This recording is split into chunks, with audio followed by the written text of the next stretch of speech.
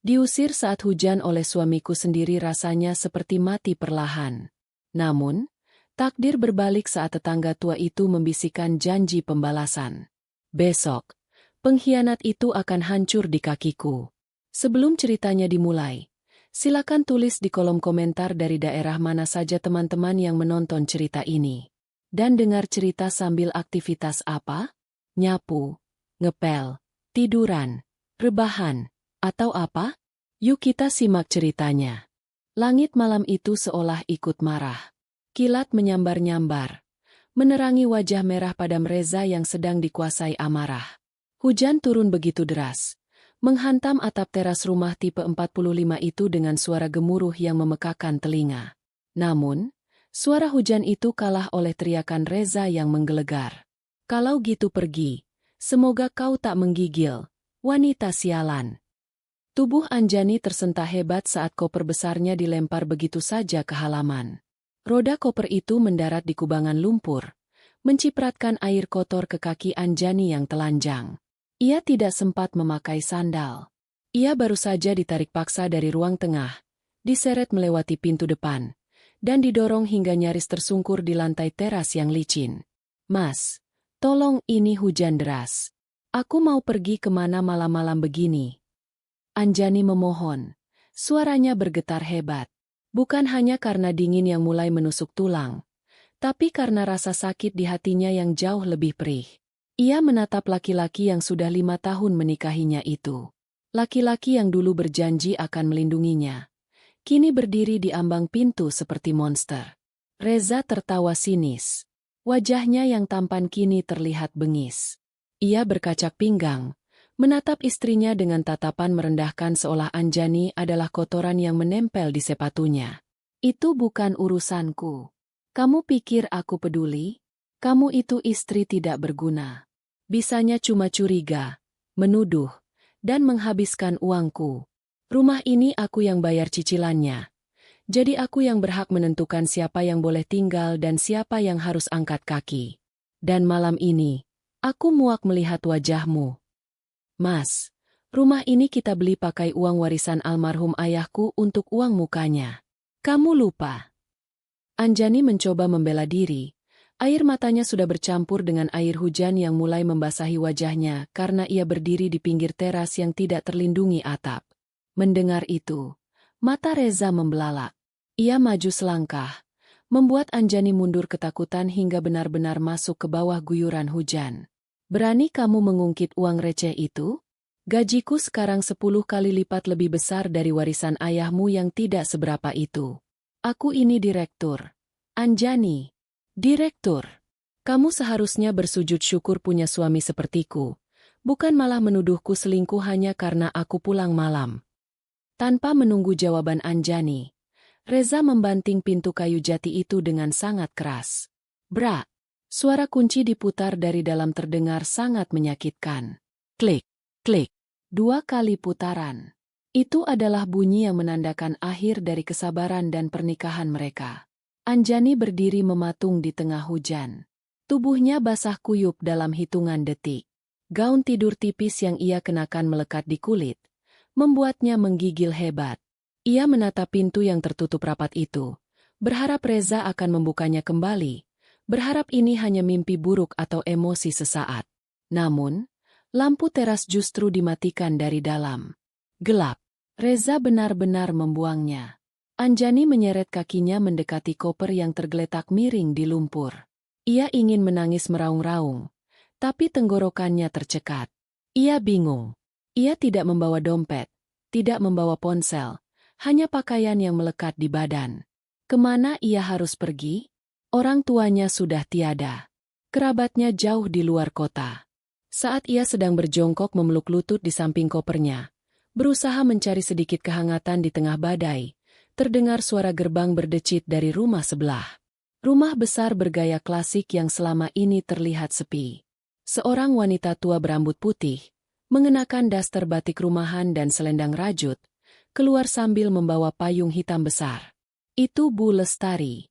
Tetangga sebelah yang selama ini sering dikeluhkan Reza. Reza selalu bilang Bu Lestari adalah nenek rewel, karena sering menegur jika mobil Reza parkir sembarangan menghalangi jalan. Bu Lestari berjalan pelan namun pasti menembus hujan, lalu memayungi tubuh Anjani yang gemetar. "Berdiri, nak." Suara Bu Lestari terdengar tenang, namun berwibawa. Tidak ada nada kasihan yang merendahkan, melainkan nada perintah yang tegas layaknya seorang ibu. Anjani mendongak, matanya sembab. "Bu Lestari, saya diusir." "Ibu tahu, teriakan suamimu itu bisa membangunkan orang mati, apalagi cuma menembus tembok rumah," jawab Bu Lestari datar. Ia mengulurkan tangannya yang keriput tapi hangat, membantu Anjani berdiri. "Ayo masuk ke rumah ibu. Jangan menangis di depan rumah orang yang tidak menghargaimu." Itu membuang-buang air mata. Anjani menurut. Ia ditarik masuk ke pekarangan rumah Bu Lestari yang luas dan asri. Saat mereka sampai di teras rumah Bu Lestari yang kering dan terang, Anjani baru menyadari betapa mewahnya rumah tetangganya ini. Selama ini ia hanya melihat dari luar pagar yang tinggi. Bu Lestari menepuk-nepuk bahu Anjani yang basah, lalu menatap tajam ke arah rumah Reza yang kini gelap gulita. "Laki-laki bodoh," gumam Bu Lestari pelan, tapi cukup jelas didengar Anjani. Dia merasa hebat karena jabatannya? Dia merasa berkuasa karena uangnya? Bu Lestari menatap manik mata Anjani dalam-dalam. "Dengar, nak Anjani, hapus air matamu. Kamu tidak perlu takut menjadi gelandangan malam ini." "Tapi, Bu," Reza bilang dia direktur. "Dia punya segalanya. Saya tidak punya apa-apa untuk melawannya." Isak Anjani. Rasa percaya dirinya hancur lebur. Senyum tipis tersungging di bibir Bu Lestari. Senyum yang menyimpan rahasia besar. "Direktur." Bu Lestari tertawa kecil. Tawa yang kering dan dingin. "Anjani, anak kandung ibu, Adrian, adalah pemilik perusahaan tempat suamimu bekerja. Reza itu cuma karyawan yang diberi seragam bagus, bukan pemilik kapal." Mata Anjani terbelalak. Ia lupa cara bernapas sejenak. "Adrian?" Pak Adrian Pradana yang namanya sering disebut-sebut Reza dengan penuh ketakutan dan kekaguman itu adalah anak dari nenek tua yang sederhana ini? "Menginaplah di sini malam ini," lanjut Bu Lestari sambil menuntun Anjani masuk ruang tamu yang hangat. "Istirahatlah. Kumpulkan tenagamu. Karena besok pagi, saat anakku datang, Reza yang akan berlutut padamu. Kita akan lihat seberapa gagah dia saat tahu siapa yang sebenarnya dia lawan." Malam itu, di sofa kulit Italia yang empuk, sambil memegang cangkir teh jahe hangat buatan Bu Lestari, Anjani tidak lagi merasa kedinginan. Hujan di luar masih deras, tapi api di dadanya mulai menyala. Bukan api kemarahan yang membabi buta, melainkan api keadilan yang siap membakar segala kebohongan Reza. Anjani tidak bisa langsung memejamkan mata meskipun tubuhnya sudah hangat dan perutnya sudah terisi sup ayam buatan Bu Lestari. Ia berbaring di kamar tamu yang luasnya 2 kali lipat dari kamar utamanya di rumah sebelah. Langit-langit kamar itu tinggi, dihiasi lampu kristal yang indah. Namun, pikirannya melayang mundur, kembali ke masa 6 bulan lalu. Mencari tahu di mana letak kesalahannya hingga ia tidak menyadari suaminya telah berubah menjadi monster. Ingatannya berputar pada suatu malam di bulan Oktober. Saat itu, perubahan sikap Reza mulai terasa sangat drastis. Malam itu, jam menunjukkan pukul 2 pagi. Anjani terbangun karena haus dan mendapati Reza duduk di meja makan dengan lampu remang-remang. Suaminya itu masih mengenakan kemeja kerja yang kusut, dasinya sudah longgar, dan lengan kemejanya digulung hingga siku. Di hadapannya, sebuah laptop menyala dan 2 gelas kopi yang sudah kosong. "Mas, belum tidur?" tanya Anjani lembut sambil mendekat. Reza tersentak kaget. Gerakannya sangat mencurigakan. Ia buru-buru menutup layar laptopnya dengan kasar, menimbulkan bunyi klep yang nyaring di kesunyian malam. Wajahnya berkeringat, padahal AC di ruangan itu menyala dingin. "Kamu ngapain sih ngagetin aja?" bentak Reza. Matanya merah. Ada lingkaran hitam di bawahnya. Napasnya memburu, seperti orang yang baru saja lari maraton. "Aku cuma mau ambil minum, Mas. Aku lihat kamu belum tidur. Jadi aku tanya, Kamu sakit. Anjani mencoba menyentuh kening suaminya, tapi Reza menepis tangan itu dengan kasar. Aku sibuk. Kamu tahu kan aku baru saja dipromosikan jadi direktur keuangan? Tanggung jawabku besar. Anjani, aku harus mengawasi arus kas perusahaan, memantau investasi, banyak yang harus diurus. Jangan ganggu aku dengan pertanyaan-pertanyaan bodoh. Anjani terdiam, menarik tangannya kembali. Maaf, Mas. Aku cuma khawatir. Akhir-akhir ini kamu sering marah-marah. Ya karena kamu tidak becus mengatur rumah. Reza berdiri, mulai mondar-mandir di dapur yang sempit itu. Bulan ini pengeluaran kita bengkak lagi. Listrik naik. Uang belanja kamu habis terus. Kamu pikir aku mencetak uang di kantor? Mas, uang belanja bulan ini justru Mas Reza potong setengahnya. Anjani mengingatkan dengan sabar, meski hatinya sakit. Aku sudah berhemat. Aku tidak beli skincare. Aku masak sendiri. Bahkan aku menunda servis motor metiku. Alah, alasan. Potong Reza cepat. Ia merogoh saku celananya, mengambil ponselnya yang bergetar. Anjani sempat melirik sekilas ke layar ponsel itu. Ada notifikasi pesan masuk dari nama kontak, admin VIP. Admin VIP? Siapa itu? Klien penting? Batin Anjani bertanya-tanya. Reza membaca pesan itu, dan wajahnya yang tadi tegang berubah menjadi pucat. Lalu sedetik kemudian berubah menjadi penuh harap yang aneh. Ia menatap Anjani dengan tatapan yang tiba-tiba melunak, namun terasa palsu. Sayang. Reza mendekati Anjani, memegang kedua bahu istrinya. Perubahan mood yang secepat kilat ini justru membuat Anjani merinding. Maaf ya, Mas tadi emosi. Mas cuma stres di kantor. Proyek besar sedang berjalan. Iya, Mas. Nggak apa-apa. Jawab Anjani lirih. Begini, Mas butuh bantuan kamu. Reza menjilat bibirnya yang kering, tanda ia sedang gugup. Ada peluang investasi bagus dari rekan bisnis Mas. Ini rahasia, cuma orang dalam yang tahu. Kalau kita taruh modal sekarang, bulan depan bisa balik 3 kali lipat. Mas butuh dana segar malam ini juga. Anjani mengerutkan kening. Dana dari mana, Mas? Tabungan kita kan sudah menipis buat renovasi atap bulan lalu. Perhiasan kamu, kata Reza cepat. Kalung dan gelang emas pemberian ibumu. Jual itu dulu, atau gadaikan. Besok Mas transfer balik 2 kali lipat. Fendi. Anjani memegang lehernya secara refleks.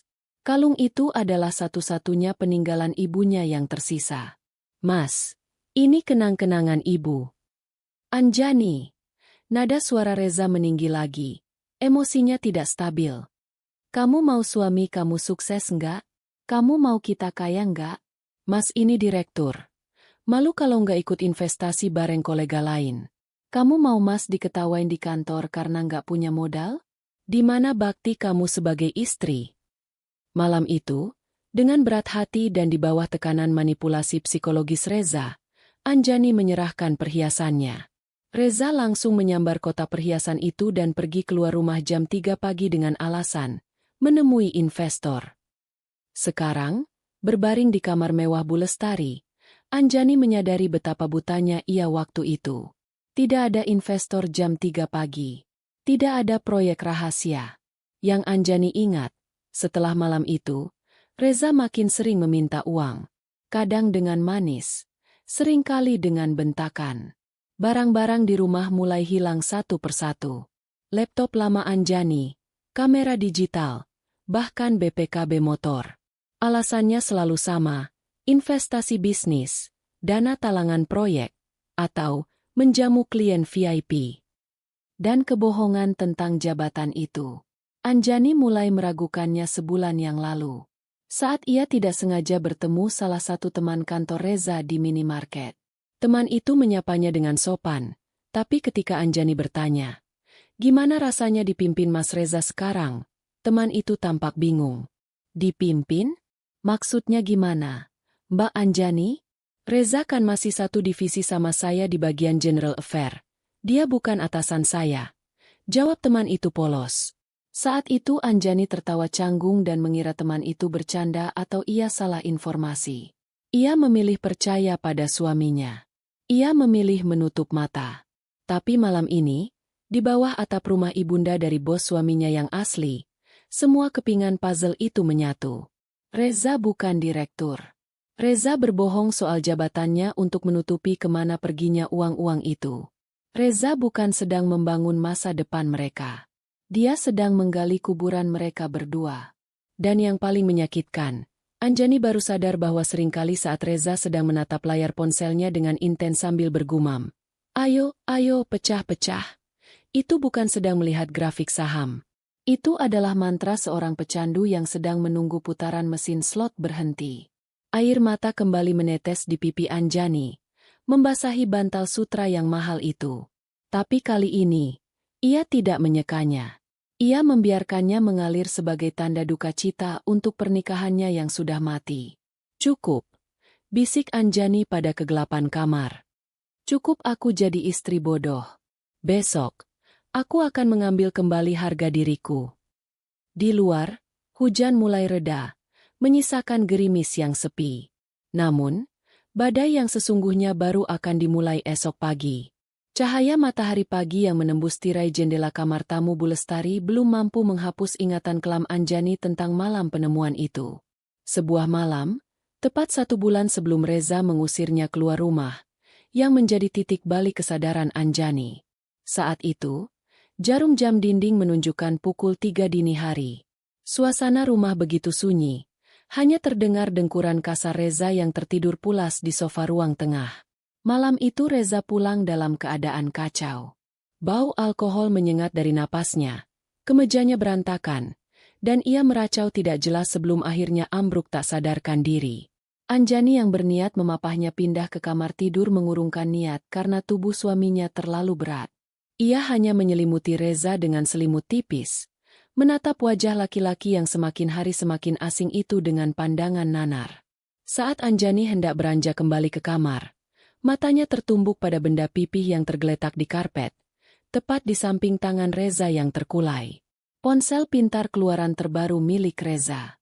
Benda yang selama 6 bulan terakhir dijaga Reza bak harta karun negara. Benda yang selalu dibawa ke kamar mandi, ditaruh di bawah bantal saat tidur, dan memiliki kata sandi yang diganti setiap minggu. Namun malam itu, mungkin karena terlalu mabuk atau ceroboh, layar ponsel itu masih menyala redup. Reza lupa menguncinya. Jantung Anjani berdegup kencang. Ada pertarungan batin yang hebat di dadanya. Sebagian dirinya berteriak untuk tidak menyentuh privasi suaminya, tapi bagian lain, insting seorang istri yang merasa dikhianati, mendorong tangannya untuk bergerak. Dengan tangan gemetar, Anjani berlutut perlahan di samping sofa. Ia menahan napas, takut gerakan sekecil apapun akan membangunkan Reza. Anjani meraih ponsel itu. Layarnya masih menampilkan aplikasi pesan instan yang terbuka. Nama kontak di bagian paling atas membuat darah Anjani berdesir panas. "Bella cantik." Tanpa sadar, air mata Anjani menetes saat ibu jarinya mulai menggulir layar ke atas. Membaca riwayat percakapan yang begitu menyakitkan. Kata-kata manis, panggilan sayang, dan janji-janji masa depan yang dulu hanya milik Anjani, kini diobral murah kepada wanita bernama Bella itu. "Sayang, kapan kamu ceraikan istri mandul itu? Katanya kamu nggak betah." Tulis Bella 2 hari yang lalu. Dada Anjani sesak. Ia menutup mulutnya dengan tangan agar isak tangisnya tidak pecah. Reza membalas pesan itu dengan kalimat yang meremukan hati. "Sabar ya, Bel. Aku lagi cari cara biar dia pergi tanpa minta harta gono gini. Rumah ini harus jadi milik kita." Anjani merasa dunianya runtuh. Ternyata selama ini Reza bukan hanya sibuk kerja, tapi sibuk menyusun rencana untuk menyingkirkannya. Namun, rasa sakit itu perlahan berubah menjadi rasa ingin tahu yang lebih dalam saat Anjani membaca pesan-pesan berikutnya. Pola percakapan mereka aneh. Bella tidak seperti selingkuhan pada umumnya yang meminta tas atau sepatu. Bella selalu membahas modal, dan putaran. Akun Hoki 88. Kamu passwordnya masih sama kan, Yang? Biar aku bantu cek pola gacornya malam ini. Katanya server lagi bocor. Tulis Bella lagi. Masih. Bel. Tadi aku udah deposit 50 juta. Itu uang kas kantor yang aku ambil pakai data palsu. Please. Bikin menang ya. Kalau ini tembus, kita bisa liburan ke Eropa. Balas Reza. Mata Anjani membelalak lebar. 50 juta? Uang kas kantor? Data palsu? Jemari Anjani dengan cepat keluar dari aplikasi pesan dan membuka aplikasi mobile banking Reza. Karena ponsel sudah terbuka kuncinya, akses ke aplikasi keuangan menjadi lebih mudah, apalagi Reza menggunakan PIN standar tanggal lahir mereka. Satu-satunya hal romantis yang tersisa namun kini terasa ironis. Saat saldo rekening terpampang, Anjani nyaris menjatuhkan ponsel itu. Saldo utama Reza hanya tersisa ratusan ribu rupiah. Namun, yang mengerikan adalah riwayat mutasinya. Ada aliran dana masuk yang sangat besar, puluhan hingga ratusan juta, yang langsung ditransfer keluar ke rekening-rekening tidak dikenal dalam hitungan menit. Anjani memeriksa notifikasi email yang terhubung. Di sana, ia menemukan puluhan surat tagihan dari aplikasi pinjaman online. Bukan hanya satu atau dua aplikasi, tapi belasan. Dan yang membuat lutut Anjani lemas, beberapa tagihan itu menggunakan nama kerabat jauh Reza yang datanya disalahgunakan. Anjani kembali mengecek galeri foto untuk mencari bukti lain. Di folder, dokumen, ia menemukan foto-foto KTP milik beberapa karyawan kantor Reza, lengkap dengan slip gaji mereka. Ada juga tangkapan layar percakapan Reza dengan seseorang yang diduga rentenir, di mana Reza menjaminkan sertifikat rumah mereka, rumah yang dibeli dengan uang warisan ayah Anjani, sebagai jaminan utang judi yang ia sebut sebagai investasi trading. Dia bukan hanya pengkhianat, desis Anjani dalam hati. Kemarahannya mulai mengkristal menjadi sesuatu yang dingin dan tajam. Dia kriminal. Malam itu, Anjani tidak membangunkan Reza. Ia tidak berteriak atau memukul suaminya. Dengan ketenangan yang menakutkan, Anjani mengambil ponselnya sendiri. Ia memotret setiap percakapan dengan Bella, setiap bukti transfer judi online, setiap foto dokumen kantor yang dicuri, dan setiap ancaman rentenir. Ia merekam layar ponsel Reza, menggulir bukti-bukti itu perlahan agar terbaca jelas. Hampir 1 jam Anjani mengumpulkan semua aib suaminya. Setelah memastikan semua data tersalin aman ke penyimpanan awan, cloud, miliknya yang tersembunyi, Anjani meletakkan kembali ponsel Reza di posisi semula, persis seperti saat ia menemukannya. Ia menatap wajah Reza yang masih tertidur pulas tanpa dosa. Wajah yang dulu ia cintai, kini terlihat seperti topeng yang retak. Anjani berdiri, menghapus air matanya dengan kasar. Malam itu, Anjani bersumpah dalam hati. Ia tidak akan menegur Reza sekarang. Ia akan membiarkan Reza merasa aman, merasa pintar, dan merasa di atas angin. Anjani akan menunggu momen paling tepat untuk menjatuhkan bom atom yang baru saja ia rakit ini. Reza berpikir Anjani adalah istri bodoh yang bisa dibohongi. Tapi malam itu, Anjani telah memegang senjata yang bisa menghancurkan hidup Reza dalam sekejap mata. Bukti perselingkuhan, bukti perjudian ilegal, dan bukti penggelapan dana perusahaan. Tidurlah yang nyenyak, Mas. Bisik Anjani lirih sebelum meninggalkan ruangan itu. Karena sebentar lagi, kamu tidak akan bisa tidur tenang seumur hidupmu. Kembali ke masa kini. Aroma kopi Arabica yang harum dan roti panggang menyeruak masuk ke indera penciuman Anjani, membangunkannya dari lamunan masa lalu. Ia membuka mata, menatap langit-langit kamar mewah Bu Lestari. Tubuhnya terasa lebih segar setelah tidur beberapa jam, meskipun batinnya masih menyisakan luka. Pintu kamar diketuk pelan. Seorang asisten rumah tangga berseragam rapi masuk dengan senyum ramah. Selamat pagi, Bu Anjani. Ibu Lestari menunggu di ruang makan untuk sarapan. Mari saya antar. Anjani bangkit, merapikan rambutnya yang sedikit kusut. Ia berjalan keluar kamar, melewati lorong rumah yang dihiasi lukisan-lukisan mahal. Di ruang makan yang menghadap ke taman belakang yang asri, Bu Lestari sudah duduk dengan anggun. Namun, Ia tidak sendiri. Di seberangnya, duduk seorang pria muda berjas rapi dengan aura wibawa yang kuat. Pria itu menoleh saat Anjani masuk. Wajahnya tegas namun tatapannya sopan. Anjani mengenali wajah itu.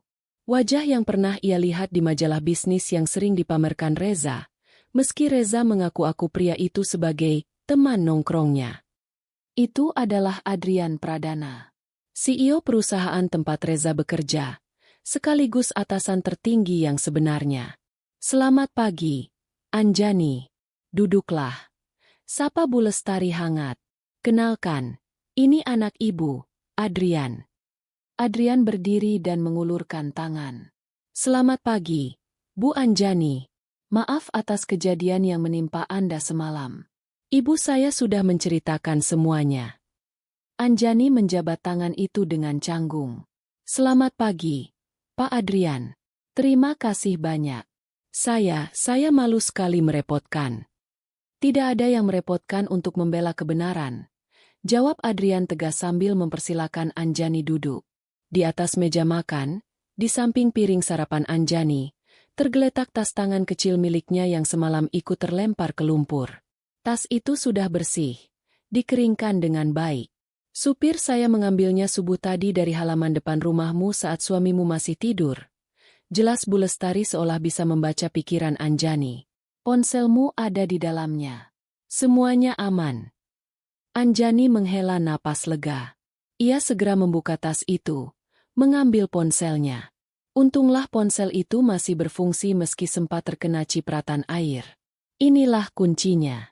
Akses ke penyimpanan awan tempat ia menyimpan semua senjata pemusnah Reza. Pak Adrian. Anjani memulai pembicaraan. Suaranya terdengar serius. Hilang sudah nada getar ketakutan yang semalam ia tunjukkan. Kini, yang ada adalah nada seorang wanita yang siap berperang. Saya tahu Pak Adrian mungkin bingung kenapa saya ada di sini. Tapi ada sesuatu yang harus Bapak lihat. Ini menyangkut perusahaan Bapak. Adrian meletakkan cangkir kopinya. Ia menatap Anjani dengan intens. Soal Reza. Benar. Anjani mengangguk. Ia membuka ponselnya, mengakses folder tersembunyi berisi bukti-bukti yang ia kumpulkan sebulan lalu, dan menyerahkannya pada Adrian. Suami saya, Reza, bukan hanya selingkuh. Dia menggunakan data karyawan lain untuk pinjaman online ilegal. Dan yang lebih parah, dia mentransfer uang kas kantor ke situs judi online melalui akun-akun palsu. Ruang makan itu hening seketika. Hanya terdengar suara detak jam dinding kuno. Adrian menggeser layar ponsel Anjani. Matanya bergerak cepat membaca satu persatu bukti tangkapan layar mutasi rekening dan percakapan Reza dengan Bella. Wajah Adrian mengeras. Rahangnya menegang. Kurang ajar, desis Adrian pelan, tapi penuh penekanan. Saya sudah mencurigai adanya kebocoran dana di divisi keuangan sejak 3 bulan lalu. Audit internal kesulitan melacaknya karena pelakunya pandai memanipulasi laporan pembukuan.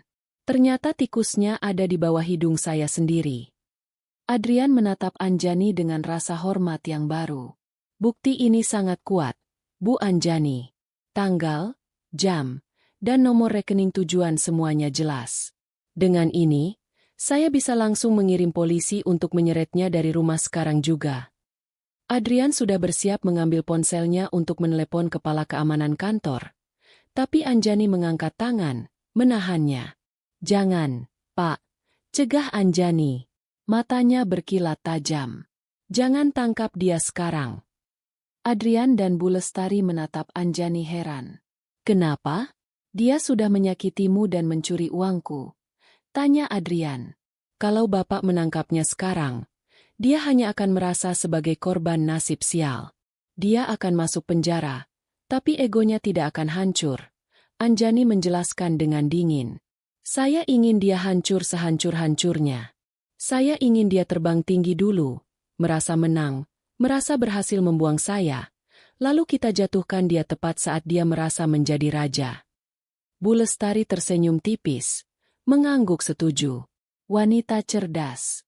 Pembalasan terbaik memang harus disajikan dingin. Anjani melanjutkan rencananya. Hari ini dia pasti akan pergi ke kantor atau membawa selingkuhannya ke rumah. Merasa bebas karena saya sudah tidak ada. Pak Adrian, tolong blokir semua akses keuangannya tepat saat dia ingin pamer. Buat dia panik. Buat dia sadar bahwa tanpa curian dan tanpa istri yang dia hina, dia hanyalah sampah. Adrian berpikir sejenak.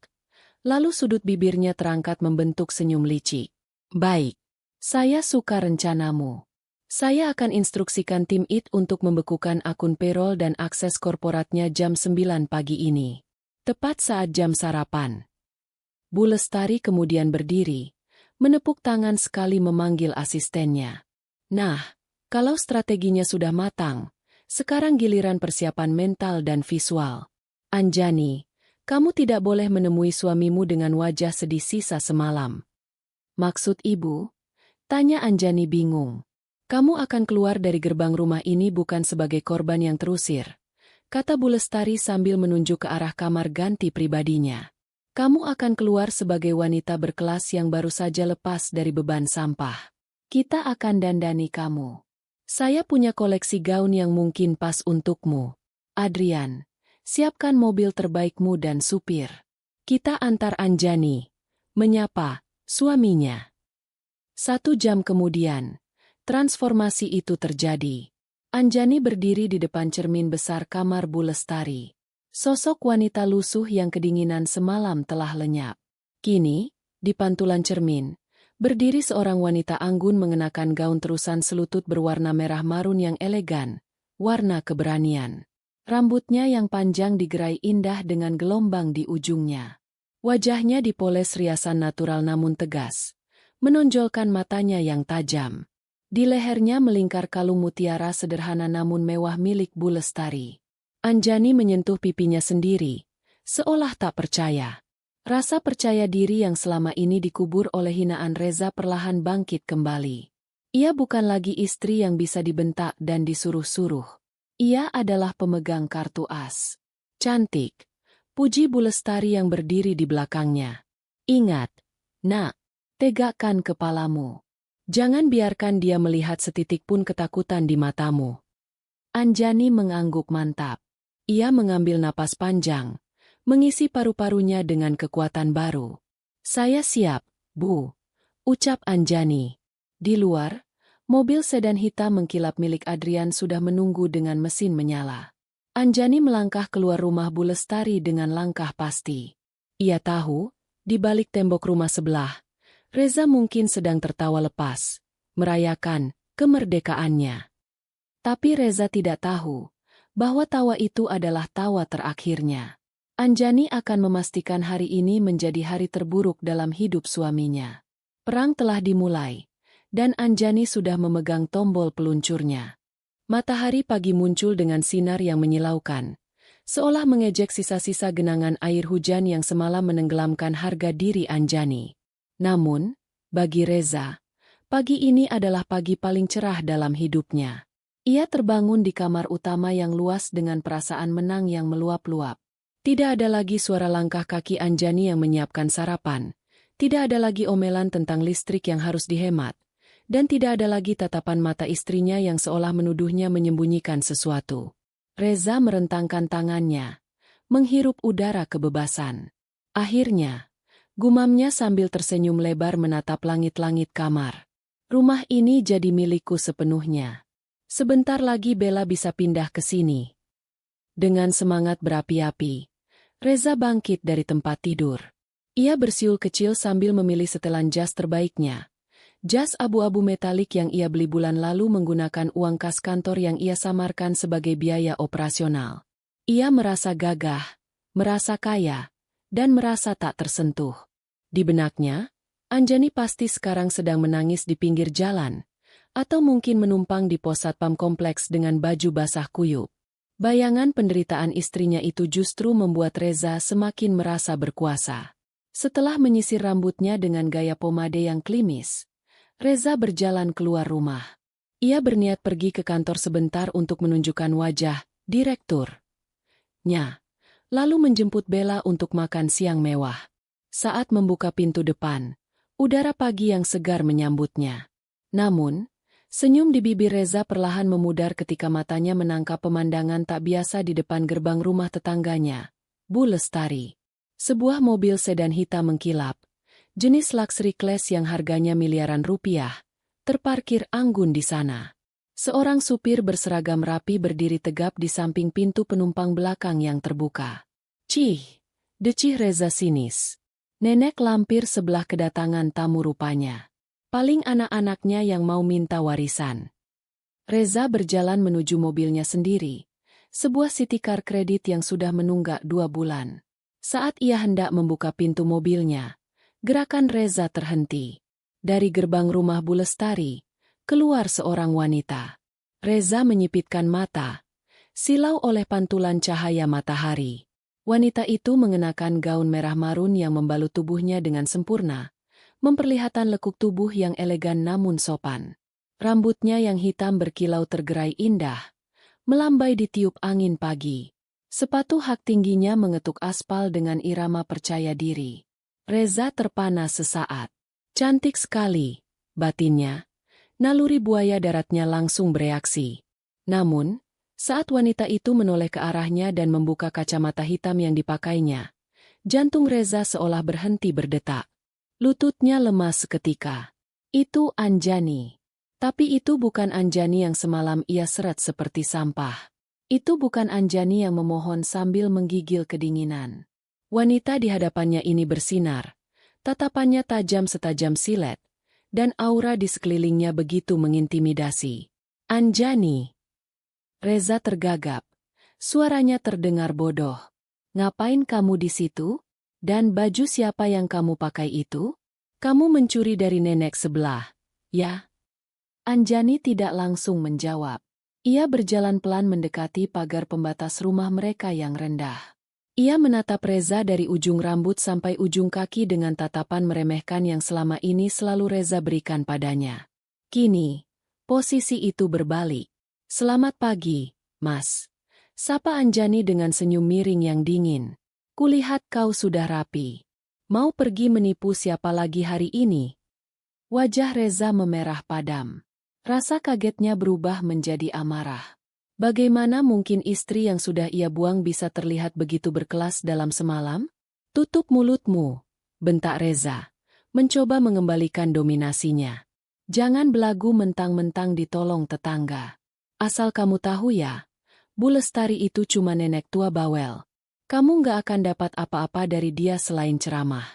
Cepat pergi dari sini sebelum aku panggil satpam komplek untuk mengusir gelandangan.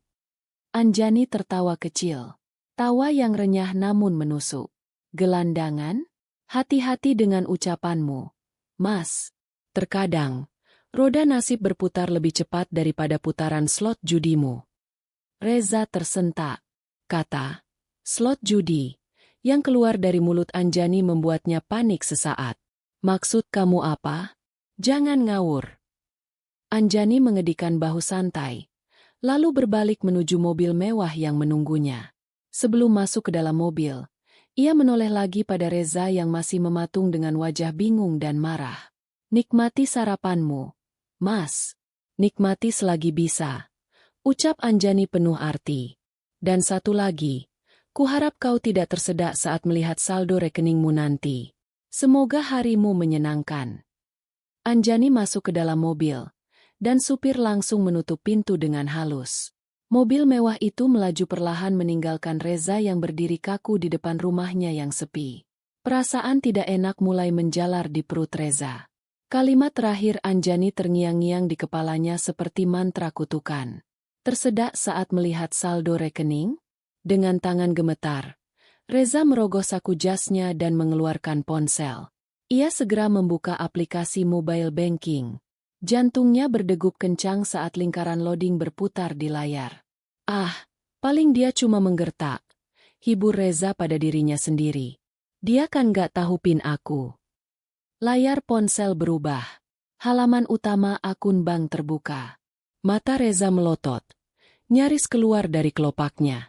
Angka yang tertera di sana bukan lagi jutaan rupiah sisa gajinya yang belum sempat ia depositkan ke situs judi. Saldo, 0 rupiah. Apa? Teriak Reza histeris.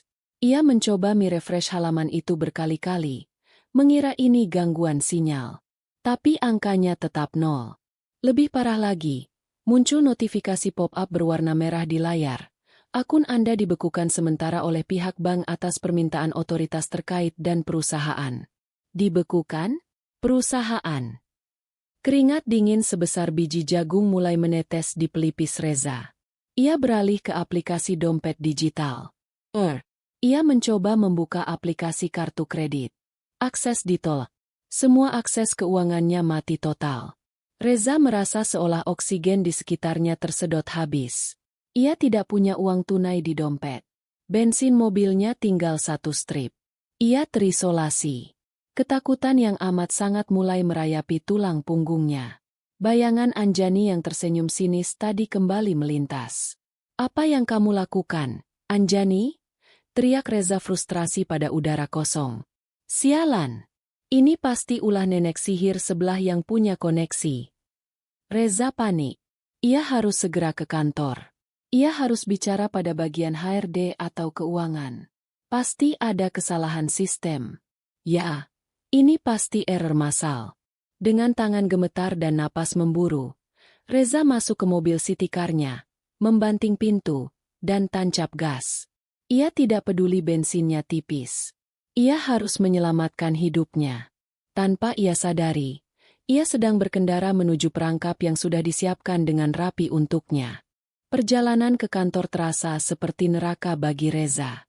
Jalanan macet parah, dan setiap detik yang berlalu membuat kepanikan di dadanya semakin menjadi-jadi. Sesampainya di gedung perkantoran mewah di pusat kota, Reza langsung berlari menuju gerbang masuk. Ia menempelkan kartu identitas karyawannya ke mesin tap di pintu putar lobi. Tit! Tit! Lampu merah menyala berkedip-kedip. Palang pintu tidak terbuka. "Sial, kenapa lagi ini?" umpat Reza sambil memukul mesin itu. Satpam lobi yang biasanya hormat padanya kini mendekat dengan tatapan curiga. "Maaf Pak Reza, akses Bapak ditolak sistem. Bapak tidak diizinkan masuk," kata satpam itu tegas. "Jangan gila kamu. Saya direktur keuangan. Buka pintunya atau saya pecat kamu," bentak Reza. Urat lehernya menonjol. "Maaf Pak, ini instruksi langsung dari Pak Adrian, CEO kita. Bapak diminta pulang dan menunggu surat resmi," jawab satpam itu tanpa rasa takut sedikitpun. Reza mundur selangkah. Kakinya goyah. "Adrian? Bos besar yang jarang terlihat itu turun tangan langsung?" Dunia Reza mulai berputar. Ia sadar ia tidak bisa memaksa masuk. Orang-orang di lobi mulai berbisik-bisik melihatnya. Malu dan panik bercampur jadi satu. Reza berbalik dan lari kembali ke parkiran. Ia butuh pelarian. Ia butuh penenang. Tangannya secara otomatis mendial nomor Bella. "Halo, Yang? Kamu di mana?" Suara manja Bella terdengar di ujung telepon, menjadi satu-satunya oase di tengah gurun kepanikan Reza. "Bella, aku jemput kamu sekarang. Kita ke rumahku. Ada masalah di kantor. Sistem error semua. Aku butuh kamu," kata Reza dengan napas tersengal. "Ya ampun, kasihan banget sayangku. Ya udah sini jemput aku. Nanti aku pijitin biar rileks," jawab Bella manis. Setengah jam kemudian, Reza sudah bersama Bella di dalam mobil. Bella adalah wanita muda dengan penampilan glamor yang sedikit berlebihan, bulu mata palsu yang tebal, kuku acrylic panjang yang dicat merah menyala, dan pakaian ketat yang memamerkan tubuhnya. Sepanjang perjalanan, Bella terus bertanya tentang modal untuk main nanti malam, tapi Reza terus mengalihkan pembicaraan dengan alasan dompetnya tertinggal. Sesampainya di rumah, Reza merasa sedikit lega. Setidaknya ia masih punya rumah ini. Ia akan menenangkan diri, lalu memikirkan cara menggadaikan BPKB mobil atau barang elektronik untuk mendapatkan uang tunai. Ia menuntun Bella masuk ke halaman. "Ini rumah kamu, Yang? Wah, lumayan juga ya," komentar Bella sambil mengunyah permen karet. Matanya menilai harga properti itu dengan tatapan licik. "Iya, masuklah. Anggap rumah sendiri. Istriku yang dulu sudah aku usir, jadi kita bebas." kata Reza sambil membuka pintu depan yang ternyata tidak terkunci. Loh, kok enggak dikunci? Reza mendorong pintu itu lebar-lebar. Langkahnya terhenti mendadak di ambang pintu. Bella yang berjalan di belakangnya menabrak punggung Reza. Kenapa berhenti sih, Yang? Protes Bella. Reza tidak menjawab. Matanya terbelalak menatap ruang tamu rumahnya. Di sana, duduk dengan santai di sofa miliknya, adalah 3 orang yang paling tidak ingin ia temui dalam situasi seperti ini. Anjani duduk di tengah dengan kaki disilang anggun, masih mengenakan gaun merah marun yang memukau. Di sebelah kirinya duduk Bu Lestari yang menatap Reza dengan tatapan jijik. Dan di sebelah kanannya duduk seorang pria berjas rapi yang membuat darah Reza membeku. Adrian Pradana, sang CEO. Selamat datang di rumah saya, Reza, kata Anjani tenang, memecah keheningan yang mencekam. Kalian, ngapain kalian di sini? Ini rumahku. Keluar, teriak Reza, tapi suaranya terdengar sumbang karena ketakutan. Adrian berdiri perlahan. Aura kekuasaannya memenuhi ruangan sempit itu. Ia melemparkan sebuah map tebal berwarna biru ke atas meja kaca di hadapan Reza. Suara benturan map itu terdengar keras. Rumahmu. Adrian tersenyum sinis. Sepertinya kamu lupa membaca klausul kontrak kerja. Segala aset yang diperoleh dari hasil tindak pidana korupsi perusahaan bisa disita sebagai ganti rugi. Dan berdasarkan audit pagi ini, kamu sudah menggelapkan 5 miliar rupiah. Reza gemetar hebat. Bella di belakangnya mulai terlihat gelisah. Matanya melirik ke arah pintu keluar. Itu fitnah. Saya tidak mengambil uang sebanyak itu. Elak Reza. Keringat dingin membasahi punggungnya. Fitnah. Anjani tertawa kecil. Ia mengambil tablet yang ada di meja, lalu menyalakan layar besar TV di ruang tamu yang terhubung dengan tablet itu. Di layar TV, terpampang jelas semua bukti yang Anjani kumpulkan.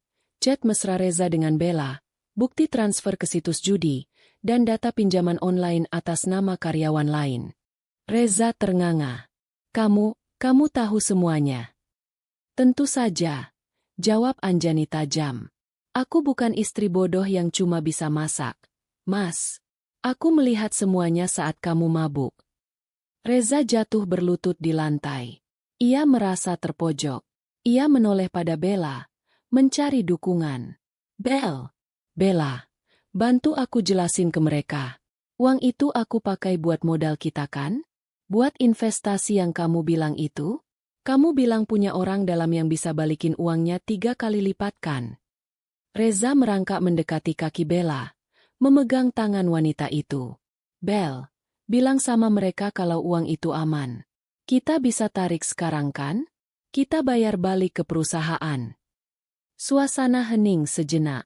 Semua mata tertuju pada Bella. Wanita itu tiba-tiba melepaskan tangan Reza dengan kasar, seolah menyentuh kotoran. Wajah manisnya berubah menjadi dingin dan kejam. Apaan sih lo? Kenal juga enggak? Main pegang-pegang aja, kata Bella ketus, mundur menjauh. Reza melongo. Apa? Sayang, ini aku Reza kita kan. Stop, potong Anjani. Ia menekan tombol di tabletnya lagi. Layar TV berubah menampilkan sebuah data teknis. Pelacakan IP address dan struktur server situs judi tempat Reza bermain. Reza, kamu itu memang bodohnya murni, bukan buatan, kata Anjani dengan nada kasihan yang dibuat-buat. Lihat layar itu. Situs, Hoki 88. Tempat kamu menghabiskan 5 miliar uang kantor itu situs palsu. Itu bukan situs judi internasional. Anjani menunjuk ke arah Bella. Situs itu offline. Servernya ada di laptop wanita di sebelahmu itu. Selama ini kamu tidak pernah berjudi melawan mesin atau bandar di luar negeri. Setiap rupiah yang kamu depositkan, langsung masuk ke dompet kripto pribadi Bella. Reza menoleh patah-patah ke arah Bella. Mulutnya terbuka, tapi tidak ada suara yang keluar. Otaknya berusaha mencerna fakta bahwa ia telah menipu perusahaan demi seorang penipu. Big butchering scam, kata Adrian datar. Modus penipuan asmara. Dia memacarimu, membuatmu merasa hebat, lalu menguras hartamu dengan iming-iming investasi atau judi bodong. Kamu bukan pemain, Reza. Kamu cuma babi yang disembelih. Wajah Bella pucat pasi. Ia menyadari kedoknya terbongkar. Ia mencoba lari ke arah pintu, tapi dua orang polisi berpakaian preman tiba-tiba muncul dari arah dapur dan langsung menahan kedua tangannya. Lepaskan. Saya nggak salah. Cowok ini yang bodoh sendiri mau ngasih duit. Teriak Bella meronta-ronta. Topeng keanggunannya hancur total. Reza masih berlutut di lantai, menatap kosong ke arah Bella yang diseret polisi. Hatinya hancur berkeping-keping. Uangnya habis, jabatannya hilang, istrinya pergi, dan wanita yang ia banggakan ternyata hanyalah seorang predator yang memangsanya. Anjani berdiri, berjalan mendekati Reza yang terlihat menyedihkan. Ia menatap mantan suaminya itu dari ketinggian.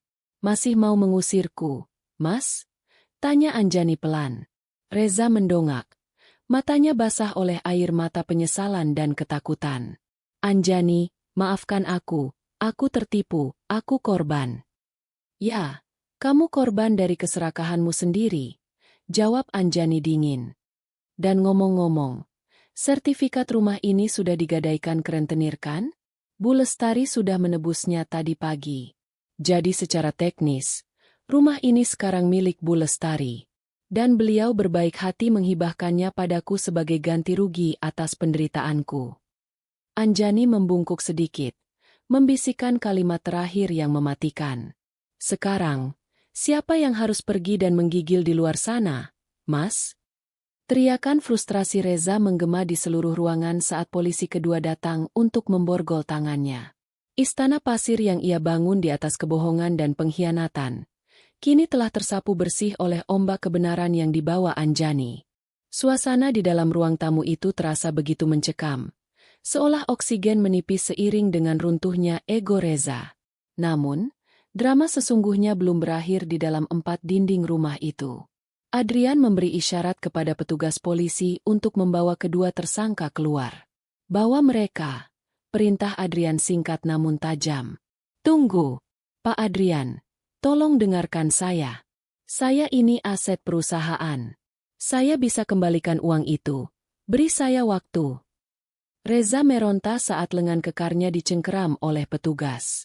Borgol besi yang dingin mengunci pergelangan tangannya dengan bunyi klik yang menyakitkan. Bunyi itu seakan menjadi lonceng kematian bagi karir dan kehidupan sosialnya. Kamu bukan aset, Reza. Kamu liabilitas.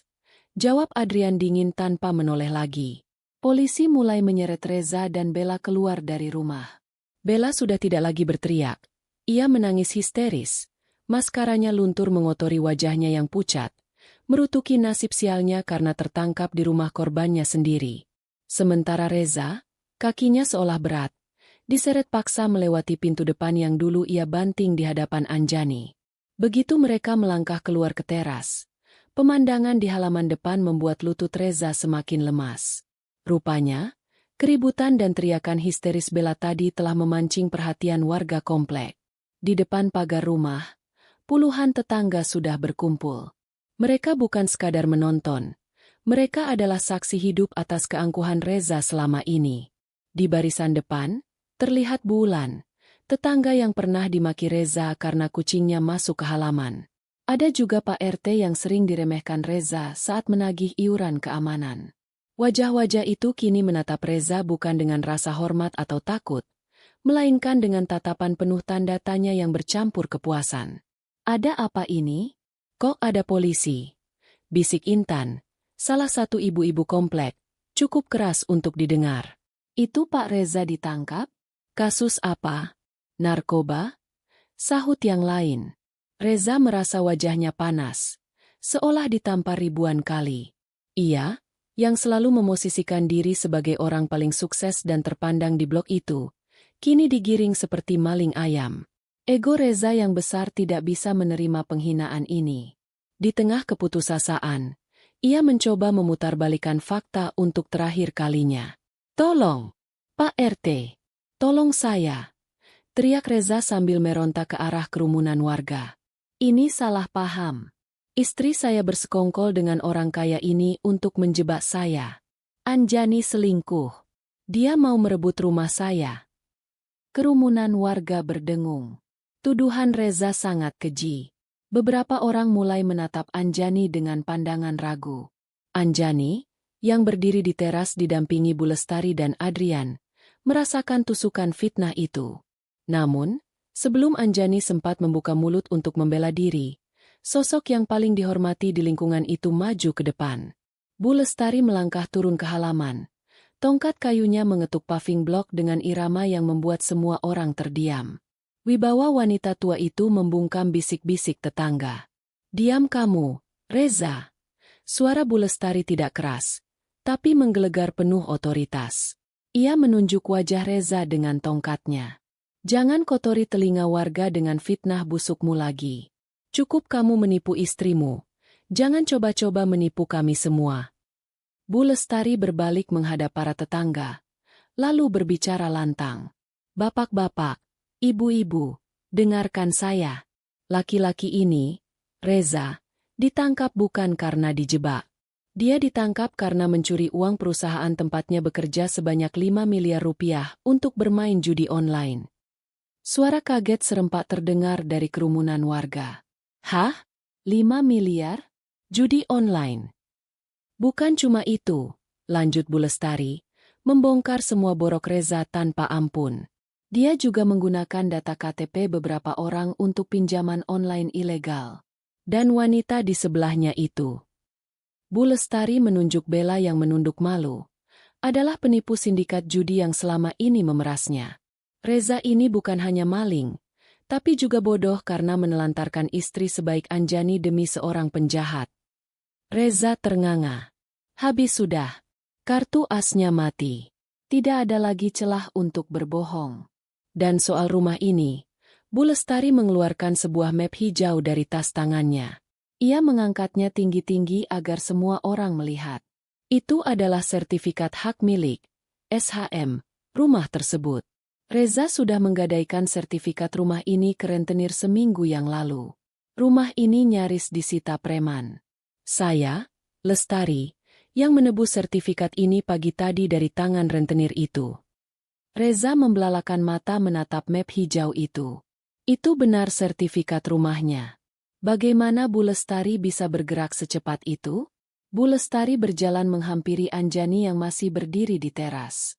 Dengan gerakan seremonial yang disaksikan seluruh tetangga dan polisi, Bu Lestari menyerahkan map itu ke tangan Anjani. "Anjani, nak," ucap Bu Lestari lembut namun terdengar jelas. "Rumah ini dibeli dengan uang muka dari ayahmu, dan dicicil dengan keringatmu yang menghemat uang belanja. Reza sudah kehilangan haknya saat dia menggadaikannya untuk judi. Sekarang, sertifikat ini ibu serahkan padamu. Rumah ini milikmu sepenuhnya. Tidak ada yang boleh mengusirmu lagi." Anjani menerima map itu dengan tangan gemetar. Air matanya menetes. Bukan karena sedih, tapi karena rasa haru yang membuncah. Keadilan yang ia pikir mustahil, kini berwujud nyata di tangannya. Sorak-sorai warga pecah. "Bagus. Rasain tuh," teriak Pak RT yang selama ini memendam kesal. "Kualat sama istri sih," timpal Bulan. Dasar tukang tipu," sorak anak-anak muda yang menonton. Reza menunduk dalam-dalam. Hancur. Benar-benar hancur. Ia tidak berani menatap Anjani. Ia tidak berani menatap tetangga. Ia digiring masuk ke dalam mobil polisi dengan diiringi cemoohan orang-orang yang dulu ia pameri mobil barunya. Saat pintu mobil polisi akan ditutup, Reza menoleh sekilas ke arah teras. Ia melihat Anjani berdiri tegak, memeluk sertifikat rumah di dadanya, didampingi Adrian dan Bu Lestari. Anjani tidak tersenyum mengejek. Wajahnya datar dan dingin. Tatapan itu jauh lebih menyakitkan daripada kemarahan. Itu adalah tatapan seseorang yang sudah tidak peduli. "Jalan, Pak," perintah polisi kepada supir. Sirine menyala, memecah keheningan komplek perumahan itu. Mobil polisi melaju membawa Reza dan Bella menuju nasib gelap mereka di balik jeruji besi. Meninggalkan Anjani yang kini menjadi pemilik tunggal istana kecilnya. Di bawah langit yang mulai cerah setelah badai semalam, Anjani menghela napas panjang, menghirup udara yang terasa jauh lebih ringan. Beban 5 tahun pernikahan yang toksik itu terangkat bersama perginya mobil polisi itu. "Terima kasih, Bu. Terima kasih, Pak Adrian," bisik Anjani. "Ini baru permulaan, Anjani," kata Adrian sambil tersenyum tulus. "Kamu berhak mendapatkan hidup yang lebih baik mulai detik ini." 1 tahun kemudian, suara tetesan air yang jatuh dari atap sel yang bocor menjadi satu-satunya teman Reza di malam yang dingin itu. Ia meringkuk di sudut sel penjara yang sempit dan pengap, memeluk lututnya sendiri. Tubuhnya kurus kering, jauh berbeda dengan sosok Reza yang dulu gagah dan berisi. Wajahnya dihiasi lebam biru di pipi kiri. Hadiah dari teman satu selnya gara-gara Reza tidak mau memijat kaki kepala geng narapidana di blok itu. Hidup di penjara adalah neraka dunia bagi Reza. Namun, yang lebih menyiksa daripada fisik adalah mentalnya. Reza divonis 5 tahun penjara atas kasus penggelapan dana perusahaan dan penipuan. Hartanya disita habis untuk mengganti kerugian perusahaan. Meski itu pun belum cukup. Hutang-hutangnya di pinjaman online terus berbunga, membuat keluarganya di kampung halaman dikejar-kejar debt collector dan akhirnya memutus hubungan dengannya. Tidak ada yang menjenguknya. Tidak ada yang mengiriminya makanan. Di sel wanita yang terpisah jauh, kabar yang Reza dengar, nasib Bella jauh lebih buruk. Sebagai otak sindikat penipuan internasional, Bella divonis 12 tahun penjara. Reza sempat bertemu Bella sekali saat sidang, dan wanita itu meludahinya, menyalahkannya karena terlalu bodoh sehingga membuat operasi mereka terbongkar. Cinta? Itu hanyalah lelucon paling pahit yang pernah Reza telan. "Oi, Reza, giliran lu bersihin WC," bentak seorang napi bertato naga. Reza buru-buru bangkit dengan gemetar. "Iya, Bang. Siap, Bang."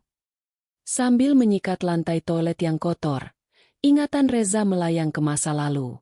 Ke rumah yang hangat, ke masakan Anjani yang selalu tersedia di meja, ke senyum tulus istrinya yang menyambutnya pulang kerja. Betapa bodohnya ia. Ia memiliki berlian di rumah, tapi ia membuangnya demi mengejar batu kerikil yang ia kira permata. Dan kini, penyesalan itu datang terlambat, menggerogoti jiwanya setiap detik. Ia menggigil kedinginan, bukan karena hujan, tapi karena kesepian yang abadi. Sementara itu, di sebuah kawasan elit di Jakarta Selatan, lonceng kecil di pintu kaca berbunyi klingklung saat seorang pelanggan keluar membawa 2 kantong belanjaan besar bertuliskan, "Anjani Kutur." Di dalam butik yang bernuansa pastel dan elegan itu, Anjani sedang sibuk mengecek sketsa desain terbaru di iPad-nya. Penampilannya telah berubah total. Ia kini terlihat seperti wanita karir yang sukses. Mengenakan blazer putih yang pas di badan dan celana bahan yang modis, Anjani memancarkan aura percaya diri yang tak terbantahkan. Setahun yang lalu, setelah kasus Reza selesai, Anjani membuat keputusan besar. Ia menjual rumah penuh kenangan buruk itu. Uang hasil penjualan rumah, ditambah sisa tabungan yang ia miliki, ia gunakan untuk modal usaha fashion yang sudah lama ia impikan namun selalu dilarang oleh Reza. Ternyata, tangan dingin Anjani dalam mendesain pakaian membuahkan hasil. Desainnya yang elegan namun sederhana disukai banyak orang. Dalam setahun, ia sudah membuka cabang butik pertamanya dan memiliki 10 karyawan. "Bu Anjani, ada kiriman bunga lagi," kata salah satu karyawannya sambil membawa buket bunga mawar putih yang besar. Anjani tersenyum, mengambil kartu ucapannya. "Selamat atas peluncuran koleksi musim hujan. Sukses selalu. Adriane Ibu." Sore harinya, Anjani menutup butik lebih awal. Ia memiliki janji makan malam. Bukan kencan romantis, melainkan makan malam keluarga yang hangat. Di sebuah restoran fine dining dengan pemandangan kota Jakarta di malam hari, Bu Lestari dan Adrian sudah menunggu. "Wah, pengusaha sukses kita sudah datang," sapa Adrian sambil berdiri menarikan kursi untuk Anjani. Hubungan mereka berkembang menjadi persahabatan yang unik. Adrian menaruh hati pada Anjani, itu jelas. Tapi ia sangat menghormati trauma masa lalu Anjani dan tidak pernah memaksakan perasaannya. Ia menunggu dengan sabar. "Jangan berlebihan, Pak Adrian. Ini semua berkat modal kepercayaan dari ibu juga, jawab Anjani merendah, lalu mencium tangan Bu Lestari dengan takzim. Kamu sukses karena kerja kerasmu. Nak, ibu hanya membuka pintu, kamu yang berjalan melewatinya, kata Bu Lestari sambil menepuk tangan Anjani sayang. Mereka makan malam dengan penuh tawa, membahas bisnis, membahas kesehatan Bu Lestari, dan rencana liburan Adrian. Tidak ada lagi pembicaraan tentang Reza. Nama itu sudah terkubur bersama masa lalu yang tidak perlu diungkit. Omong-omong, Anjani, Adrian meletakkan sendoknya. Wajahnya menjadi sedikit serius. Bulan depan ada pameran fashion di Paris. Perusahaan kami menjadi sponsor utama. Saya ingin merekomendasikan brand kamu untuk mewakili Indonesia. Bagaimana? Anjani terdiam sejenak. Matanya berkaca-kaca. Paris, kota mode dunia? Itu adalah mimpi terliarnya yang dulu sering ditertawakan Reza. Kamu itu cuma ibu rumah tangga. Jangan mimpi ketinggian nanti gila. Begitu kata Reza dulu. Kini, tawaran itu ada di depan mata. Ditawarkan oleh pria yang menghargai bakatnya. Saya mau. Adrian. Terima kasih. Jawab Anjani mantap. Makan malam berakhir saat hujan mulai turun membasahi kaca jendela restoran. Anjani menatap butiran air yang mengalir di kaca. Dulu, hujan adalah musuh yang membuatnya menggigil ketakutan di teras rumah.